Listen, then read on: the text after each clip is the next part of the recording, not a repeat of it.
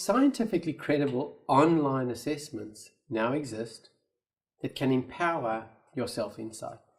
For example, you can assess your core brain 1-4, thinking, emotion, feeling, and self-regulation capacities online, PC, even on a mobile, in 15 minutes at mybrainsolutions.com or at totalbrain.com.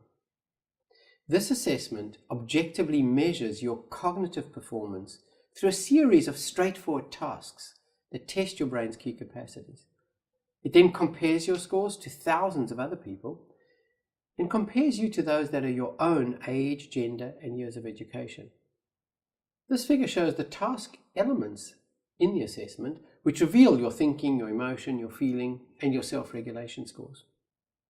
The scores from this assessment provide you with the first objective step to knowing your brain and to becoming the expert on you. Your assessment scores are presented on a scale of 1 to 10. 1 being the worst you could be, 10 being the best you could be. 3.5 and 7.5 are the two scores that if you're below, it's a bit of a challenge. If you're above 7.5, pretty exceptional. The scores include thinking. There's an attention focus on a task where you have to resist distractions. There's a score of cognitive flexibility where you suppress a well-learned response and switch to current challenge to get the appropriate result. There's a score of response inhibition, that is, you withhold your automatic reactions. Your decision speed is pretty much evaluated in each task, where you need to choose the correct response under time demands. And your speed and accuracy trade-off is another deep insight into the way your effectiveness of the way your brain is working. Executive function tasks test you to plan ahead and learn from your mistakes, adapt to them. Information processing speed of information looks at your logic and your flexibility under time demands. Verbal processing speed looks at the manner in which you remember and rapidly retrieve factual information in the shortest possible time. Working memory looks at your ability to hold information online, like a telephone number. Motor coordination looks at your ability to execute and coordinate fine movements.